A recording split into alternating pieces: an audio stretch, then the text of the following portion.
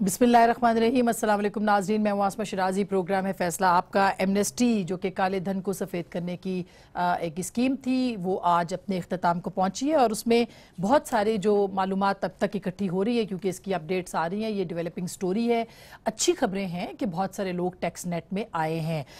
अब तक जो हमने मीडिया में रिपोर्ट्स आई हैं शब्बर जैदी साहब के हवाले से, उसमें तकरीबन जो अब एमनेस्टी है उसमें 70 अरब रुपए के टैक्स रेवेन्यू के हुसूल का जो है वो ऐलान किया जा रहा है या वो मुतवक्के है। जाहिर है कि इसके ऊपर बाकायदा जो है वो इंतज़ार रहेगा हमें कि हुकूमत क्या डिक्लेयर करती है। इस स्कीम से 1,10,000 अफराद ने इस्तेफादा उठाया है, जबकि जो मज़ीद 25,000 अफराद जो हैं वो मुस्तफ़ीज़ होना चाहते हैं। ये शब्बर जैदी साहब ने जो मीडिया के ऊपर अपने मुख्तलिफ जो बयानात हैं उसमें ये बताया। ये याद रहे कि जो पिछली मुस्लिम लीग नून की स्कीम थी जो पिछले ही साल 2017 में आई थी उसमें 124.8 अरब रुपए का टैक्स रेवेन्यू हासिल हुआ था।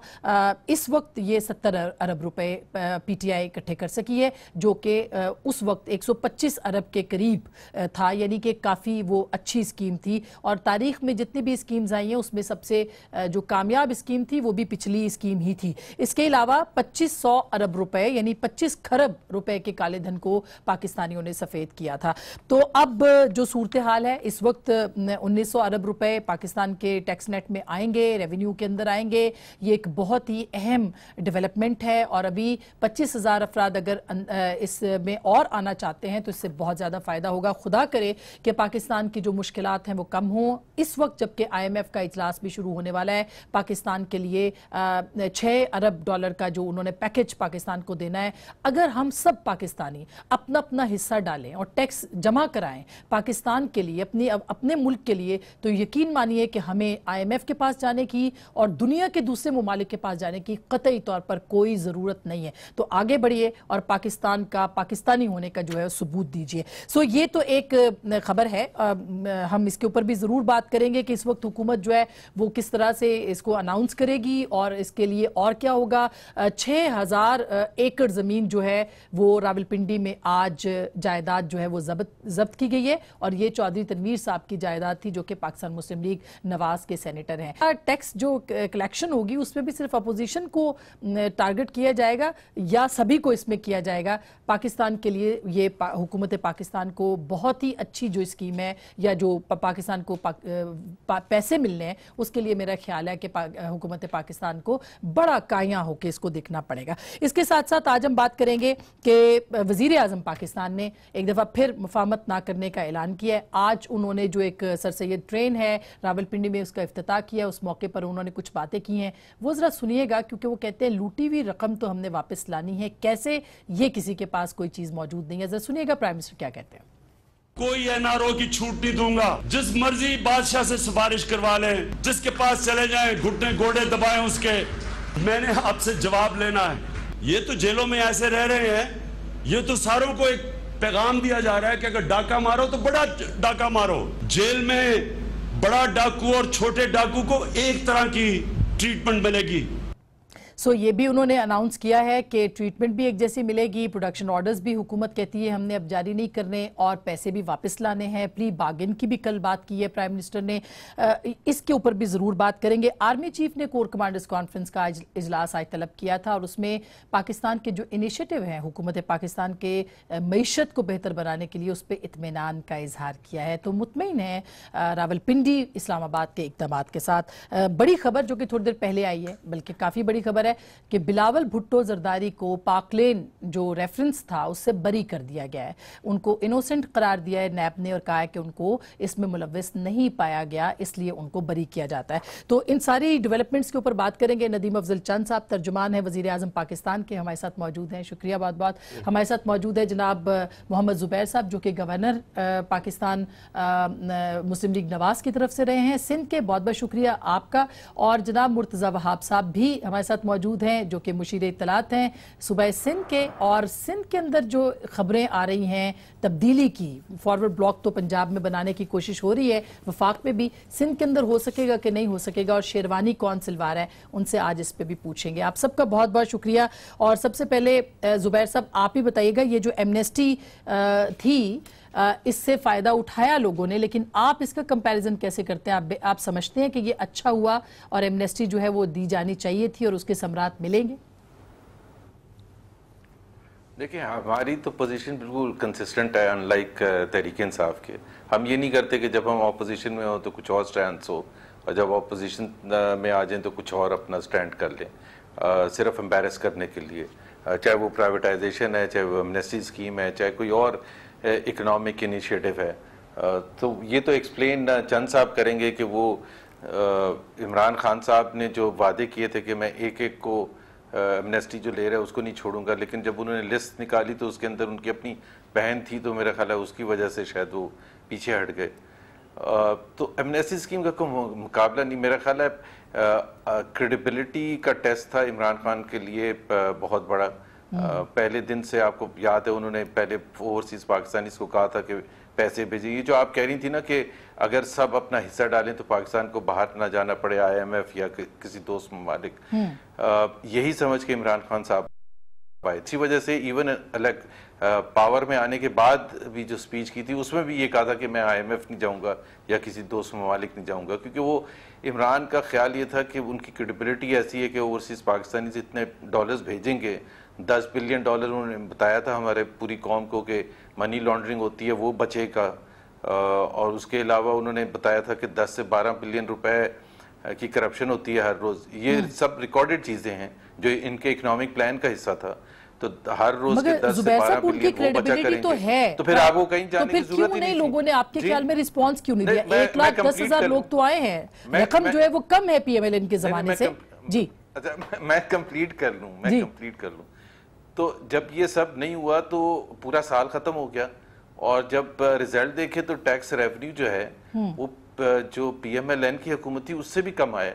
हालांकि एक टैक्स रेवेन्यू का एक बड़ा सीधा सा असूल होता है आसमा, वो ये होता है कि आपकी जितनी इन्फ्लेशन है और प्लस जो ग्रोथ है GDP, अगर आप उतना ग्रो करें अपना टैक्स रेवेन्यू तो वो बराबर है, बिकॉज जाहिर सी बात है इन्फ्लेशन आ गई है और इतनी इकोनॉमी बढ़ गई है, तो 12% तो वैसे ही ग्रो करना था टैक्स रेवेन्यू, लेकिन माइनस में गया है। बावजूद इस, बाय द वे, ये जो पैसा था ना 30 जून तक जो एमनेस्टी का आया था, तो मेरा ख्याल है हुकूमत का एक इसमें गलती थी, बहुत लेट एफर्ट स्टार्ट किया गया, वरना शायद इससे ज्यादा पैसा आता। अच्छा। इंटेंट बिल्कुल था, अच्छा तो आप ये कह रहे हैं कि बेसिकली क्रेडिबिलिटी नहीं है, हालांकि प्राइम मिनिस्टर के ऊपर क्रेडिबिलिटी इमरान खान की बिल्कुल जीरो है। प्राइम मिनिस्टर अगर इमरान खान पीछे होते और शब्बत ज़ैदी को आने देते आगे, शब्बत ज़ैदी को आने देते और इमरान खान इसमें ना होते, क्योंकि वो हर दफा जब आ रहे थे तो वो मेरा ख्याल है वो उनको वो सब्जेक्ट पर तो वो बात कम करते हैं, बिकॉज़ उनकी अच्छा, मगर सिंध में सुना है कि बड़ी अच्छी रेवेन्यू कलेक्शन हुई है। मुर्तजा, आप क्या समझते हैं कि सिंध के अंदर क्यों हुई है? हालांकि पीपल्स पार्टी के ऊपर तो बड़े इल्जामात हैं, आपके रहनुमाओं के ऊपर भी बड़े इल्जामात हैं, तो वहां पे रिकॉर्ड वाकई रिकॉर्ड हुई है टैक्स कलेक्शन, या ये सिर्फ खबरें ही हैं? बहुत शुक्रिया आसमा जी। गवर्नमेंट ऑफ सिंध का जो इदारा है सिंध रेवेन्यू बोर्ड, उसने माजी के मुकाबले में अपनी परफॉर्मेंस को और बेहतर बनाया है, और जो उसका टैक्स कलेक्शन टारगेट था पिछले साल का, उससे ज़्यादा अचीव किया। लेकिन मैं ये आपके सामने ऐड करना चाहूँगा कि जो एक्चुअल हमारा बजटेड टारगेट था हम उसको भी मीट करने में अनफॉर्चुनेटली कामयाब नहीं हो पाए, क्योंकि ओवरऑल जो बिज़नेस एटमॉस्फेयर है, बिज़नेस एनवायरनमेंट है इस मुल्क में, वो इतनी ख़राब थी, एक इतनी कन्फ्यूजन की कैफियत थी कि हमें दिक्कत का सामना हुआ। बट बाहर कैफ हमने माजी के मुकाबले में अपने रिकॉर्ड को बेहतर किया, लेकिन जो एक्चुअल हमारा टारगेट था वो हम उसको हासिल करने में कामयाब अनफॉर्चुनेटली नहीं हो पाए। बट हमारी परफॉर्मेंस फिर भी FBR के मुकाबले में बहुत बेहतर थी। जुबैर साहब ने आपको बताया कि नेगेटिव ग्रोथ हुई है FBR की अचीवमेंट में, परफॉर्मेंस में 10 अरब रुपए माजी के मुकाबले में कम अचीव किए, और इसके अंदर अगर आप एमनेस्टी के पैसों को ऐड करते हैं या उसको शामिल करने के बाद का फिगर है, यानी कि एमनेस्टी में जो इन्होंने लोगों को छूट दी है उसके बावजूद जो पैसा इकट्ठा एफबीआर ने किया है वो उतना नहीं है जितना उनको करना चाहिए था, बल्कि माजी के मुकाबले में भी कम है। अच्छा, लेकिन चंद साहब, क्रेडिबिलिटी अभी जुबैर साहब ने बात की और पीपल्स पार्टी ने पहले से ज्यादा टैक्स कलेक्शन की है, दोनों जमातों के ऊपर आप इल्जामात भी लगाते हैं, आपकी क्रेडिबिलिटी? लेकिन जो जुबैर साहब ने बात की क्रेडिबिलिटी की, उनकी अपनी राय हो सकती है, मैं उससे इत्तेफाक नहीं करता। क्रेडिबिलिटी देखें, क्रेडिबिलिटी होती है कि जब कोई प्राइम मिनिस्टर आता है, वो अगर उसके वेस्टेड इंटरेस्ट हैं, उसके कोई बच्चे या उसके कोई फैमिली मेंबर मुल्क के इदारों में कोई ठेके ले रहे हैं या जायदादें बना रहे हैं या सरकारी वसाइल को इस्तेमाल कर रहे हैं, या उसकी टीम मिनिस्टर्स या उसके जो कैबिनेट मेंबर हैं या उनकी टीम है या उनकी ब्यूरोक्रेसी है, अगर वो करप्शन में इन्वॉल्व है, अगर वो मैल प्रैक्टिस में इन्वॉल्व, बिल्कुल फिर तो जुबैर साहब की बात में वजन है। लेकिन इस वक्त तक ये मौजूदा हुकूमत में कोई अल्लाह की मेहरबानी से स्कैंडल नहीं आ रहा, प्राइम मिनिस्टर की ज़ात के ऊपर कोई उंगली नहीं उठा सकता और पीएम सेक्रेटरीट के ऊपर कोई उंगली नहीं, कोई ऐसी चीज़ें नहीं। ऑस्टेरिटी जो है वो कैंप ऑफिस नहीं है पहले हुकूमत की तरह, ना कोई मॉडल टाउन में कैंप ऑफिस है, ना कोई डिफेंस में 3 कैंप ऑफिस है, ना जाती उम्रा में, जिस तरह अभी तो एक भी नहीं कैंप ऑफिस प्राइम मिनिस्टर का। हाँ, लेकिन और देखिए ना, ये अभी अमेरिका जा रहे हैं तो अपने एम्बेसी में ठहरेंगे, होटल में नहीं ठहरेंगे। ये एक प्राइम मिनिस्टर, अब बाकी रहेगी एमएससी स्कीम के ऊपर। हाँ। अपनी कोशिश कर रहे हैं बार बार प्राइम मिनिस्टर, उनकी कैबिनेट, उनकी इकोनॉमिक टीम जो है, और एफबीआर शब्बर जैदी साहब की ऑलरेडी जुबैर साहब ने भी तारीफ की है, शायद खान अब्बासी साहब ने भी तारीफ की है। तो ये सारे लोग चेयरमैन एफबीआर, जब आप अपनी टीम सिलेक्ट करते हैं और अपोजिशन उसकी तारीफ करे, हाँ। इससे बड़ी क्रेडिबिलिटी क्या होती है? हाँ, लेकिन अगर आप मेन टैक्स रिटर्न, सिर्फ एक सिंपल सा सवाल है, मैं इसके ऊपर ज्यादा बात नहीं फिगर करूंगी क्योंकि जब तक हमारे पास आते नहीं है ना पॉलिसी। अल्टीमेट इस वक्त इकोनॉमिक एक्टिविटी तो इस मुल्क में हुई नहीं, इंपोर्ट्स हमने कम की, हमने जो गाड़ियों की इंपोर्ट हुई थी, जो पुरानी गाड़ियों की जिससे टैक्स बड़ा मेजर एक चंक रिकवर होता था, वो गाड़ियों की इंपोर्ट भी बंद हुई। और जो डेवलपमेंट सेक्टर में जहाँ इनकम टैक्स आता था, जहाँ डेवलपमेंट सेक्टर में टैक्स मिलता था। अच्छा, वैसे आप तो अवामी आदमी हैं, जो इस वक्त महंगाई की शरह है, देखिए महंगाई की मैं वो भी तारीख की बुलंद तरीन शरह है। मैं आपकी बात से इत्तेफाक करता हूँ, मैं शरह के मुझे नहीं अंदाजा कि बुलंद है या नहीं बुलंद, लेकिन महंगाई है। किस सेक्टर में है महंगाई? देखिए महंगाई के ऊपर यकीनन जब डॉलर रुपए का रेट के जो चीज़ें इंपोर्ट होती हैं वो कीमत यकीनन बढ़ती है, उसमें चीज़ें जो बाहर से आती हैं वो महंगी होगी। नीचे कुछ स्टॉकिया जो सगीरा अंदोज हैं वो ज्यादा एक्टिव हो गए, लेकिन जिन्होंने मार्केट में पैनिक क्रिएट की हुई है वो इशू है। लेकिन आप देखते हैं जब तो ये गवर्नेंस का इशू है, देखिए गवर्नेंस का इशू जरूर है इसमें मैं, लेकिन जहां तक एग्रीकल्चर का तल्लक है, और एग्रीकल्चर के अब इस वक्त देख लें जितना फ्रूट इस दफा सस्ता है, अब जिम्मेदार तो ये कहता है, जो काश्तकार है वो कहता है मेरा फ्रूट सस्ता क्यों है, पता नहीं किधर से है। नहीं आप तरबूज के, खरबूज के, आलू की कीमत जाके मैंने कल खरीदे हैं ना। अच्छा मैंने खरीदे, हालांकि मैं एज ए काश्तकार मैं कहता हूँ इतने सस्ते नहीं होने चाहिए, लेकिन एज ए कंज्यूमर मैं कहता हूँ और सस्ते होने चाहिए। देखिए ये मार्केट का एक अपना मैकेनिज्म है। अच्छा अब ये हम इसके ऊपर जुबैर साहब जरूर कहे कि जो प्राइम मिनिस्टर ने कहा जी लूटी हुई रकम भी मैं वापस लेके आऊंगा, और परसों जो इंटरव्यू दिया एयरवाई को उन्होंने भी उस पर भी कहा कि मैं प्ली बारगेन जो है वो करें, पैसे वापस करें और आप जहां मर्जी जाना चाहते हैं जाएं, और जो बादशाहों से आप जो सिफारिशें करा रहे हैं ये मैं नहीं सुनूंगा। तो क्या कौन से बादशाह से आप लोग सिफारिश करवा रहे हैं सर? झूठ बोलते हैं, झूठे आदमी हैं, हर रोज झूठ बोलते हैं। आपको याद होगा कि थोड़े जुबैर साहब ये लफ्ज तो नहीं इस्तेमाल करना चाहिए ना, आप ज्यादती करते हैं कितना। अच्छा आप डाके डालें। नहीं मैंने कोई अगर ऐसा लफ्ज इस्तेमाल किया तो आप मेरी मौजूदगी में करें। अच्छा लेकिन फिर आप कहते हैं आपकी मौजूदगी में, आप सही कह रहे हैं। अगर मैंने कोई लफ्ज ऐसा बोला तो बेशक आप बोले, मान लिया सर। सर आपकी बात सर आंखों पर, और थैंक यू मेरी जान, आपकी मौजूदगी में नहीं कहना चाहिए क्योंकि आप बहुत अच्छे अल्फाज गलत बयानी से काम लेते हैं। मेरा ख्याल है ये सही है, ये कह लें ये पार्लिमानी लफ्ज है, ये पार्लिमानी लफ्ज है, पार्लिमानी लफ्ज सिलेक्टेड भी वैसे पार्लियामेंट कह लें आप सिलेक्टेड, वो तो गवर्नर जिलानी से लेके अब तक हर कोई। अरे चले छोड़े वो तो मजाक हो रहा, वो कर ले, आप कर ले, मैं उस पर रिएक्ट नहीं करूंगा। आसमा जी आसमा जी जुबैर साहब, आपको याद है कि एक दफा शहबाज शरीफ के बारे में इमरान ने ये कहा था कि जी इन्होंने किसी को भेजा और वो पता नहीं 10 बिलियन या 2 बिलियन या पता नहीं कितने वो ऑफर कर रहे हैं। और उन्होंने शहबाज शरीफ ने कोर्ट में इनके खिलाफ केस किया इमरान खान के खिलाफ, कभी गए नहीं, 50 नोटिस हुए। आपको याद है 35 पंक्चर पर नजम सेठी ने कितने नोटिस दिलवाए, नहीं जवाब दिया। सो मेरा ख्याल है ये असूल की बात नहीं है, ये अच्छी बात नहीं है कि जिस चीज पर आप अगर आप सच्चे हैं तो फिर आपको फिर खुल के बात करनी चाहिए या नहीं करनी चाहिए। दूसरी बात मगर आप ये तो देखिए जुबैर साहब के प्राइम मिनिस्टर हैं, वो प्राइम मिनिस्टर हैं, रिस्पॉन्सिबल आदमी हैं, वो तो पब्लिक हम क्या में करें, मान ले उनकी बात, मैं जब ये कह एक रही बात कि हो ही नहीं है। हाँ, लेकिन अगर वो ये कह रहे हैं तो सर इसको सीरियसली तो लेना चाहिए ना, उनका वोटर, उनका सपोर्टर। तो आप ये कह रही हैं कि जब वो प्राइम मिनिस्टर नहीं थे तो वो गलत बयानी कर सकते थे, अब नहीं कर सकते सर। अब पहले तो मैंने आपको 2 एग्जाम्पल दिए, मैं 10 और एग्जाम्पल दे सकता हूँ, ठीक है। लेकिन जब वो ये कहते हैं प्ली बार्गेन, पैसे दें और चले जाएं, ये पाकिस्तान के अब चंद साहब बैठे हैं, बड़ी अच्छी बात करते हैं, वजाहत इसी चीज का करें और किसी चीज का करें या ना करें कि ये कौन सा कानून है जिसमें prime minister of the country plea bargain कर सकता है।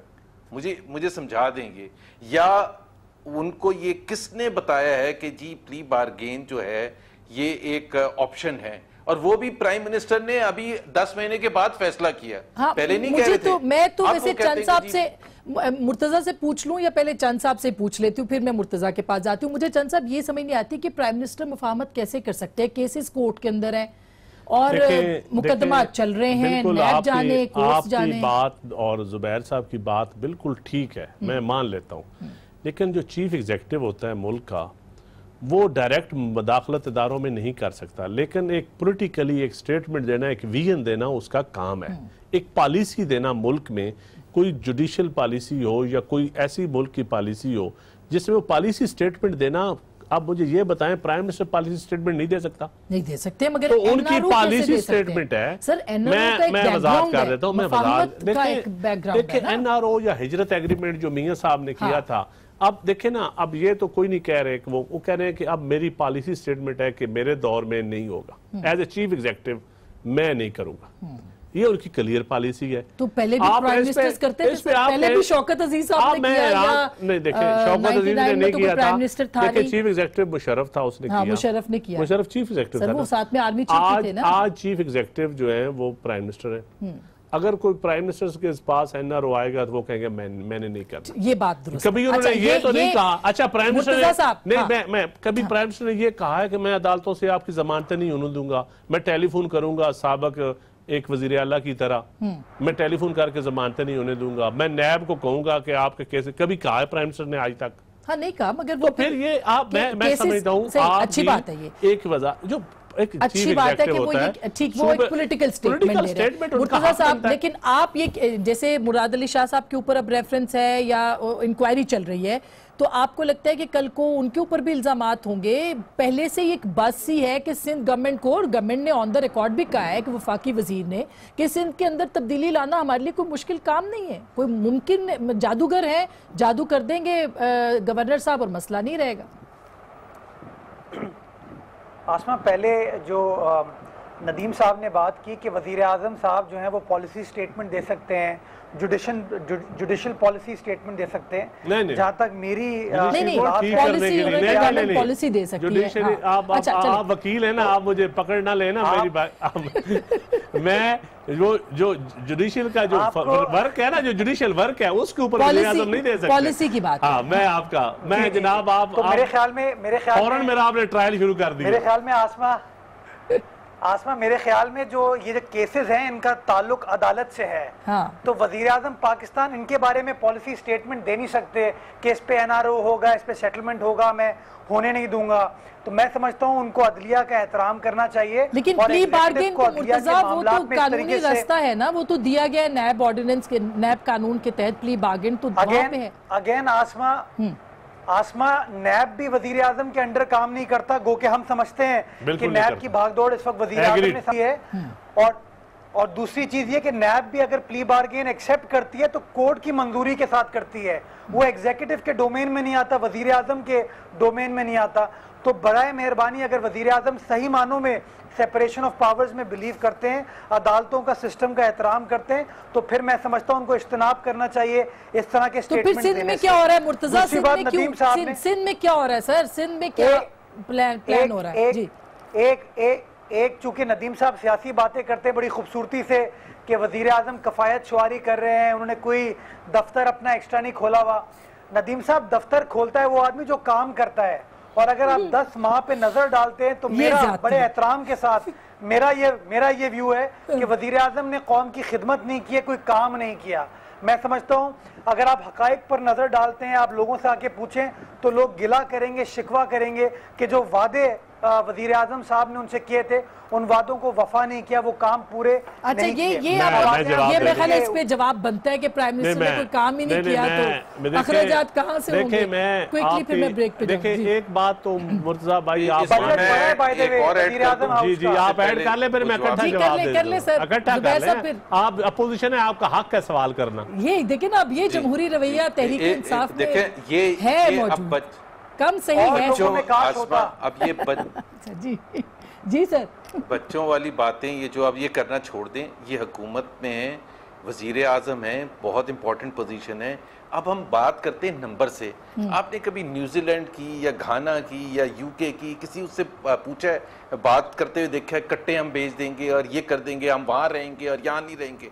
भाई पूरी position at the end of the day Pakistan की तारीख का सबसे बड़ा एक्सपेंडिचर इस साल हुआ, पाकिस्तान की तारीख। सर वो डॉलर में इजाफा जो हुआ है सर, पाकिस्तान की तारीख सुन तो सर, मैडम रीजंस आप बाद में दे दीजिएगा, रीजंस आप बाद में। कभी इमरान खान ने रीजंस हमारे से पूछे थे किसी चीज के? नहीं, ये सीधा सीधा कहते थे ना, इतने अखराजात हो गए, इतना डेफिसिट हो गया। सो पाकिस्तान की तारीख का सबसे ज्यादा कर्जा इस वक्त लिया गया है, सबसे ज्यादा डेफिसिट इस वक्त हुआ है। डेफिसिट का मतलब क्या है? complete failure of tax collection and complete failure to control expenditure। अच्छा, चलिए अब मैं सर जवाब ठहरेंगे, कहां नहीं ठहरेंगे, उससे मैं क्या करूं? उससे मैं क्या करूंगा? उससे क्या आवाम के पेट भर जाएगा? महंगाई सबसे ज्यादा है, लोगों को तो रोटी कपड़ा और मकान से है ना मसला। आज मुझे तो डर आ रहा है, जुबैर भाई इतने गुस्से में है, लेकिन बिल्कुल वो ठीक कहते हैं कि न्यूजीलैंड या बच्चों वाली यार अच्छा मुर्तजा ने कहा कि काम करेंगे तो ठहरेंगे, मुझे क्या कंसर्न है? अब जवाब देखे अपने दोस्तों के जेबों में हाथ डाल के पैसे मार लेंगे, उससे मुझे क्या करना है भाई? मुझे ये देना है कि आप अपनी कंट्री के जो रिजल्ट्स हैं वो क्या दे रहे हैं। अब तो डिप्टी प्राइम मिनिस्टर भी हैं, जनाब जान की अमान पाऊं तो मैं जवाब दे लूं जनाब। अब देखें जवाब इसी किस्म का दीजिएगा। जी मैं इसी किस्म का देता हूं। नंबर आपने ठीक कहा, न्यूजीलैंड का आपने हवाला दिया, यकीनन ब्रेक के बाद पूछ लूं। चलो ब्रेक ले लें। अब आप तीसरा आपके साथ ये मिल गया, क्योंकि ये नंबर भी बड़ा इंपॉर्टेंट होता है। एक छोटी सी ब्रेक ले लेती हूँ, ब्रेक के बाद पूछेंगे हम जो भी इल्जामात अपोजिशन जो है वो लगा रही है, वो नदीम अफजल चांद साहब से पूछेंगे ब्रेक के बाद। वेलकम बैक नाज़रीन, एक बार फिर आपको खुश आमदीद कहते हैं। और नदीम अफजल चांद साहब जो है ये पीटीआई के उन चंद लोगों में से हैं जिनका के सब एहतराम करते हैं। तो चंद साहब मैंने आपको मुश्किल में डाल दिया है, अब 1 साल की कारकर्दगी आपने बतानी है। देखिए कोई मुश्किल नहीं है, कारकर्दगी देखें हो या ना हो जवाब देना पड़ता है हुकूमत को, और यही डेमोक्रेसी होती है और हम जवाब देने के लिए तैयार हैं। लेकिन एक जो बात की है ना मुर्जा भाई ने कि वज़ीर आज़म काम नहीं करते, देखें प्राइम मिनिस्टर PM सेक्रेटरीट में बैठते हैं सुबह से लेकर रात तक, और काम प्रॉपर ऑफिस एक वर्किंग पोजीशन में होता है। देखना यह है कि प्राइम मिनिस्टर कितने साफ़ियों को लेके, दोस्तों को लेके हर वक्त जहाज़ों में घूमते हैं, जिस तरह साबका दवार में होता था, कितने कैंप ऑफिस हैं, कितने कैंप ऑफिस के खर्चे हैं। ये मैं अपने भाइयों को मैं चैलेंज करता हूँ, आप देख लें इसका कंपैरिजन। इसलिए अच्छी बात है। और देखिए इंटरव्यू सिर्फ अब फिर जुबैर भाई कहेगा कि आप फिर सिर्फ नून लीग की तनकीद करते हैं। अच्छा नहीं, अब देखिए जाती उमरा आज ये सर सैयद ट्रेन मेरा ख्याल है बड़ा अच्छा मैं सारे आपको बताऊंगा। अब मैं बात इनका जवाब दे लूँ, मैं आपको बताऊंगा। पीछे रहेगी बात, इन्होंने कहा जी के प्राइम मिनिस्टर ने काम, देखिए मैं इस वक्त जो है ना प्राइम सबसे बड़ी चीज़ है कि जिस तरह इदारे ये छोड़ कर गए थे, मैं अक्सर इनसे पूछता हूँ कि कौन सा इदारा प्रॉफिट में छोड़ कर गए थे। आज इंशाल्लाह अभी steel mill public private partnership के ज़रिए इंशाल्लाह बहुत जल्दी आप देखेंगे चलेगी, ये बहुत अच्छी बात। और उसके बाद आप देखेंगे कि असास प्रोग्राम में जो 200 अरब से ज़्यादा रखे गए हैं आम आदमी को टारगेट करने के लिए, उसमें आप देखेंगे कि वो किस तरह प्रोग्राम मुख्तलिफ तरीक़ों से, उसमें बहुत सारे पोर्शंस हैं। ये हाउसिंग स्कीम में जो कह रहे हैं कि जी हाउसिंग, ये फ्लैगशिप प्रोग्राम है हाउसिंग स्कीम वाला, आप अगले 1-2 महीनों में देखेंगे कि आपको घर बनते नजर आएंगे। देखिए इस मुल्क में मुश्किलात, यहाँ कोई काम करना आसान है? इस मुल्क में आज तक कानून लेजिस्लेचर ये रहे हैं, हम भी रहे, कितने हमने रिफॉर्म्स किए हैं कि आम आदमी इन्वेस्टर आ जाए, वो हाउसिंग स्कीमें बनाए, ठीक हो गया। लाखों, मैं आपको बताऊं, लाखों ऐसी हाउसिंग स्कीमें हैं जो सिर्फ पूरे पंजाब में भी देख लें, दूसरे सूबों में देख लें, सिर्फ फ्रॉड है, जो रेगुलराइज ही नहीं हुई थी। अच्छा, एलडीए की स्कीम्स हो, डिस्ट्रिक्ट दूसरे जिलों में हो, लेकिन लुका हुआ है टैक्स है, आप मानते हैं कि आज देखिए ना, आज लाहौर में क्या हुआ, लाहौर एयरपोर्ट पे देखिए क्या हुआ। मेरी बात सुनिए, सर, वो तो दुश्मनी थी, देखिए वो ठीक है, वो तो पीपल्स पार्टी का जनरल सेक्रेटरी था बाबर भट्ट, वो कत्ल हुआ था।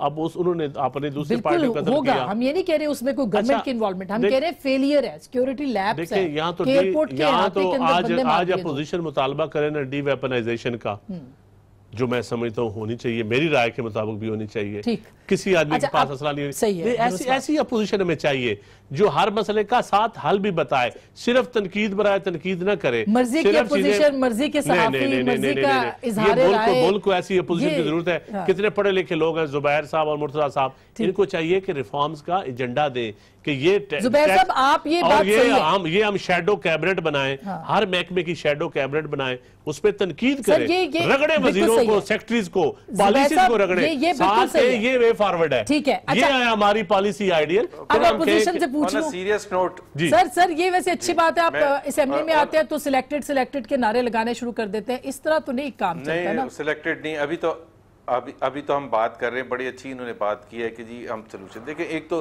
नदीम चंद साहब ने उन चीज़ों का जवाब नहीं दिया जो जाहिर है मैं पूछना चाहता था, कुछ आउट ऑफ पॉकेट वो ये यहाँ ये कर देंगे। देखें ये अगस्त 2018 में नहीं बैठे हैं, जुलाई 2019 में बैठे हैं। अभी भी इनके अल्फाज में अगर रिपीट करूं कि स्टील मिल हम ये करेंगे, अभी ये नहीं किया कुछ भी, अभी हम ये नहीं है, अभी हम जुलाई 2018 में नहीं बैठे। सब जादू का चिराग तो उनके पास नहीं है ना कि वो रगड़ेंगे तो चीजें ठीक हो जाएंगी। चीजें तो खराब थी। मैडम सुन लेना, अभी तक तो एक सेकंड, अभी तो आप देखें दो चीजें होती हैं। एक होता है जब आप कहते हैं कि खराब थी और हमने ये इंप्रूवमेंट की है, तो फिर हमें बात भी समझ आए।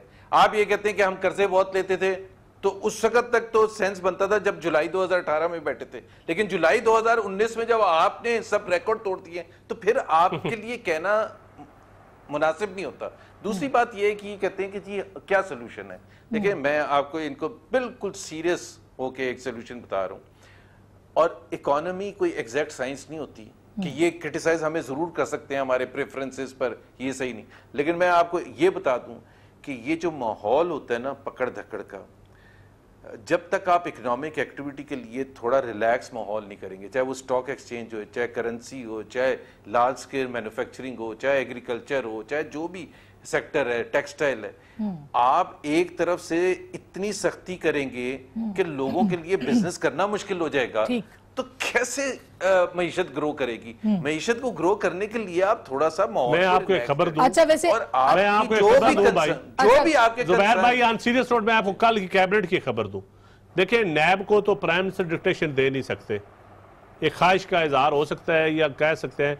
FIA को और FBR को कल कैबिनेट की मीटिंग में बड़ी क्लियर प्राइम मिनिस्टर ने कहा है कि बस करें बिजनेसमैनों को बेजा तंग न करें। अच्छा, ना FIA और FBR इन दोनों डिपार्टमेंट्स को जो गवर्नमेंट के अंडर है, और दूसरे डिपार्टमेंट्स को कहा है कि सहूलतें पैदा करें ओवरसीज के लिए, जो और होने शुरू डेस्क बनाए हैं। अच्छा, अब डेस्क बनाने शुरू किए एयरपोर्ट्स के ऊपर भी आने वालों अच्छा, के लिए। मगर सर जो पकड़ धक्कड़ है उसमें आज एक अच्छी खबर के ऊपर बिल्कुल कहा है कि बिल्कुल ना करें आप। बिजनेसमैन को तंग करें, जो टैक्स के इशू है वो उनको टैक्स के तरीके से, उनको क्रिमिनल तरीके से डील ना करें। अच्छा मुर्तजा, आज चूंकि पकड़ धक्कड़ की बात हो रही है, राना सनाउल्लाह तो पकड़े गए, एहसन इकबाल ने भी आज पेशी दी है, बहुत सारी इत्तलात है फलाना गिरफ्तार होगा फलाना होगा, लेकिन आज की अजीब नहीं खबर आई, कोई अच्छी खबर आपके लिए तो बहुत अच्छी खबर है कि बिलावल भुट्टो रेफरेंस से बरी हो गए, तो फिर आप नैब के ऊपर अब सवाल तो नहीं उठा सकते ना? आसमा पहले आपने जो ये भी हमने डिक्टेशन दिया कि बिलावल को बरी किया था, क्यों मुर्तजा? मैं कंप्लीट कर लूं जरा। नहीं आप ये कह सकते हैं कि ये भी प्राइम मिनिस्टर ने कहा है कि बिलावल को बरी कर दें, आप आज कहें ना अपने पुराने नैरेटिव के मुताबिक। आप मान ले कि वजीर आजम नैब को चला रहे हैं, मैं कह देता हूँ ये। नहीं, आप मान ले, हर बयान में मेरे भाई ये कहते हैं। नहीं नदीम भाई मान ले आप, मैं बयान देता हूँ ये। नहीं, मैं तो बिल्कुल कहता हूँ कि नैब को ना वजीर आजम चला सकते हैं ना चलाना चाहिए। तो फिर मैं उनका क्यों शुक्रिया अदा करूं? अच्छा, मैं आसमा जो बात कर रहा था, आपने कहा ना कि जुबैर साहब को कि कोई जादू का चराग तो नहीं है इनके पास, ये जादू थोड़ी है कि इतनी जल्दी चीजें ठीक कर दें। हाँ।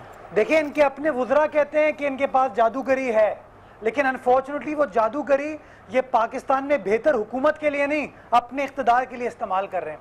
जो फवाद चौधरी साहब ने स्टेटमेंट दिया कि गवर्नर सिंध जादूगर है, या माजी में इस तरह की बातें जहांगीर तरीन के बारे में चलती थी कि वो जादूगर है जो हुकूमत बनाता है।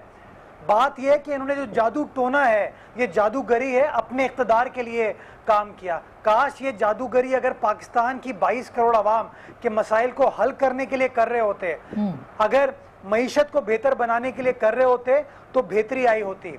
ये जो अभी नदीम अफजल चंद साहब ने बताया कि कल वजीर आजम ने FBR और FIA को कहा, आसमा 11 माह बाद का इन्होंने, इस बात को तस्लीम तो करें कि 11 माह तक आपने लोगों की ऐसी की तैसी कर दी, आपने लोगों को परेशानी में मुब्तला किया। आप मुझे बताइए, आप कैसे इस मुल्क में इन्वेस्टमेंट करेंगे, कैसे आप कारोबार करेंगे अगर बार बार आपको लोग कह रहे हो, आपका हुक्मरान कह रहा हो कि मैं छोड़ूंगा नहीं आप लोगों मगर को। चीजें देखिए आज मुर्तजा भाई बड़ी क्लियर सी बात है, जो बिजनेसमैन सियासतदानों के साथ मिलके या किसी रूलिंग क्लब के साथ मिलके रियासत के बलबोते पर दौलतमंद बनेगा या बिजनेस करेगा, खा वो शुगर मिल का मालिक हो, काश्तकारों को पुलिस के जरिए ट्रालियां ले, खा वो स्टील मिल के मालिक हो, फिर मैं 1 मिनट वजात कर दूं, खा वो स्टील मिल के मालिक हो, खा वो सीमेंट माफिया हो, रियासत के बलबोते पे जो करेगा वो बिजनेसमैन और आम बिजनेसमैन जो बेचारा बिजनेस करता है और जिसको रियासत उल्टा वो विक्टिम ही होता है, अच्छा, लेकिन बजाय बेनिफिशियरी होने के, उसके में थोड़ा सा फर्क करना पड़ेगा। 1 मिनट जी आप कंप्लीट कर ले। 1 मिनट नदीम भाई, आपकी मैं दिल से इज्जत करता हूँ। आप मुझे बताइए, क्या वज़ीर आज़म को जहांगीर खान तरीन नजर नहीं आता? जहांगीर जब वो इस तरह उंगली दिखा के लोगों को इशारा करते हैं तो उनको जहांगीर खान तरीन नजर नहीं आता? जिसको सुप्रीम कोर्ट ने कहा कि उसने इनसाइडर ट्रेडिंग की, जिसके मुलाजमों के नाम पे बेनामी प्रॉपर्टी, नजर नहीं आती। मुर्तजा भाई क्या बात हुई उनको?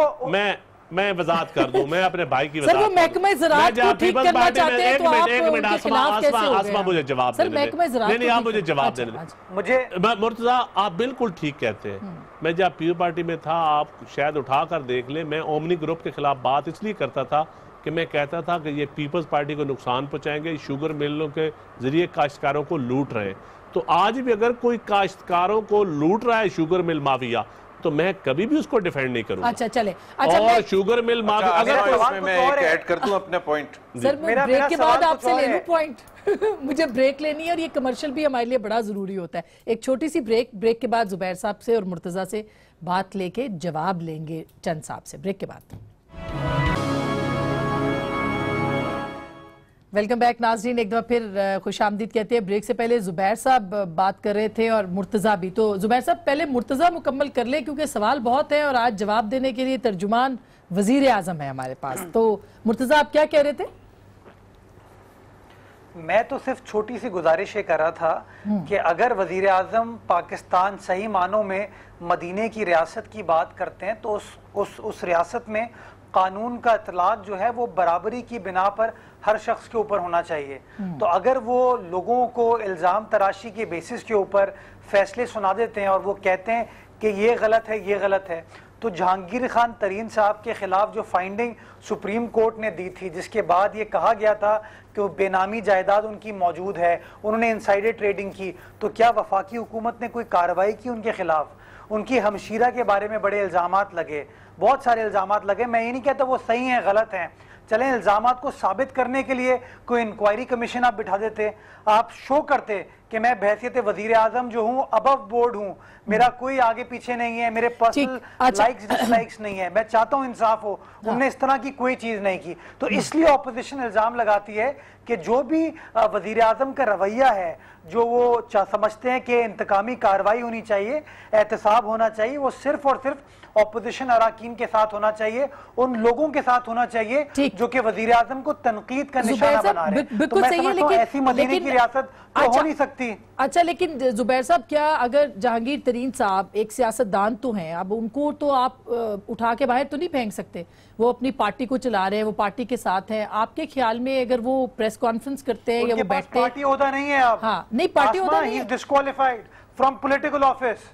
He is disqualified not just but he is sitting in the prime minister office, but also he is political sitting office. there. नहीं, अच्छा जी That is जुबैर wrong. साहब, अच्छा तरदीद की है उन्होंने कि नहीं वो प्राइम मिनिस्टर ऑफिस में नहीं बैठते। अब जुबैर साहब बात कर लें, फिर मैं जवाब देता जी जुबैर साहब। जी देखें, एक तो एक इन प्रिंसिपल, जिस तरह इमरान खान बार बार एक चीज़ कहते हैं कि मैं करप्शन के खिलाफ एक जद्दोजहद का ऐलान कर रहा हूँ, और फिर रियासत मदीना भी। अब अगर आप असूल की बात देखें कि जहांगीर तरीन जो कि डिस्क्वालिफाइड और ओनली पॉलिटिशियन इन पाकिस्तान तारीख में जिन्होंने पकड़े गए और जिन्होंने उस पर अपनी पेनल्टी भी दी, आज की बात नहीं कर रहा, 2005 की बात कर रहा हूँ, लेकिन उससे ज़्यादा इंपॉर्टेंट ये है आज की बात, जहांगीर तरीन, असद उमर मेरा ख्याल है उनसे ज़्यादा क्रेडिबल और ऑनेस्ट पॉलिटिशियन पीटीआई में नहीं है। उन्होंने पार्लियामेंट में क्या स्पीच की अभी बजट के दौरान, उन्होंने ये कहा कि जी चीनी की जो पर टैक्स लगाया है वो बड़ी ज्यादती है क्योंकि आम, लेकिन उससे ज्यादा अहम बात जो उन्होंने की, उन्होंने कहा मैं वजीर आजम से कहूंगा कि ये जो टैक्स लगाया चीनी पर, क्योंकि चंद साहब हमेशा ये काश्तकारों की और चीनी की बात करते ना, आम आवाम की, असद उमर ने कहा कि इस पर इन्वेस्टिगेशन करें कि किसने जखीरा अंदोजी की है। अभी आप ये देखें कि एक ही बंदा है पीटीआई ओपनिंग बैट्समैन ये बात कर रहे हैं, और जहांगीर तरीन की पिछले 2 महीने में आपको पता है कि जहांगीर तरीन ने कैसे काम करके फाइनेंस मिनिस्टर के खिलाफ, और वो सारा मैं नहीं जा रहा, बट जब एक शख्स फ्रंट रो में ट्रेजरी बेंचेस में बैठ के कह रहा है कि इन्वेस्टिगेशन होनी चाहिए, और जो कि वजीर खजाना भी रहा हो, और फिर साथ में वो ओपनिंग बैट्समैन भी हो, तो आप खुद बताएं कि या तो फिर आप दावे ना करें या आप फिर ये कहें कि हम ये बड़ा जुल्म। अच्छा सर मैं जवाब ले लूं, मुझे जवाब लेना है। अच्छा सर एक सेकंड, टाइम खत्म हो जाएगा ना, उनको जवाब में जो जी अखाड़ पछाड़ किया गया है पिछले 2, 3, 4, 5 महीने में, कभी 10 रुपए ऊपर, 8 रुपए ऊपर, 6 रुपए, ये ज्यादती है। स्टॉक मार्केट में 20 बिलियन रुपए दे दिए अमीरों को। मैं अब 2 चीजों की वजाहत कर दूं। एक तो जो मुर्तजा ने कहा है कि प्राइम मिनिस्टर अब वजीर आजम बने हैं ना, 1 साल हुआ है, अगर प्राइम मिनिस्टर बनने के बाद उनकी कोई बहन या उनका बहनोई या कोई कारोबार करे या कोई इस तरह करप्शन में इन्वॉल्व हो, बिल्कुल अकाउंटेबिलिटी होनी चाहिए, लेकिन अपना कोई इंडिपेंडेंट कारोबार करे। सिलाई की मशीनों से कहां पहुंच गए? नहीं, मेरी वो वजीर आजम तो नहीं थे ना प्राइम मिनिस्टर उस वक्त, आप छोड़े ना, आप जो सीरियस बात है वो करें ना। रहेगी बात दूसरा, आपने असद उमर के हवाले से की, चलो अच्छा हुआ आज आपको पीटीआई का अपना भाई की तारीफ कर रहे हैं, तो पीटीआई की कर रहे हैं, मैं आपको अप्रिशिएट करता हूँ, लेकिन असल में बात यह है कि बिल्कुल असद उमर को क्रेडिट जाता है पीटीआई के वजीर खजाना के तौर पर कि उन्होंने सब्सिडी शुगर मिलों को नहीं लेने दी, उसके ऊपर स्टैंड लिया। मैं अप्रिशिएट करता हूँ असद उमर को भी, एज ए वजीर खजाना उन्होंने ये स्टैंड लिया, इसमें मैं आने कह रहा हूं। सवाल का जवाब बताएं। और दूसरी बात